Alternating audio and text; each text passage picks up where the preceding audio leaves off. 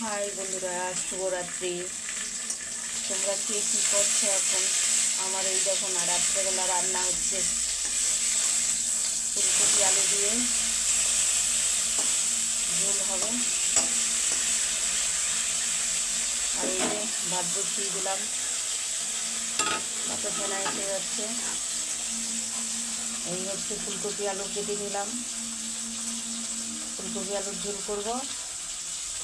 আর এই লোটে মাছ আছে একটুখানি, লোটে মাছটা অনেকটাই করেছি, কিন্তু ওটা একটু পকোড়া করবো বলে লোটে মাছের পিসগুলো রেখে দিয়েছি। আর এটা মাথার লেজটা ঝুড়ো করবো বেগুন দিয়ে, বেশ ভালো লাগে।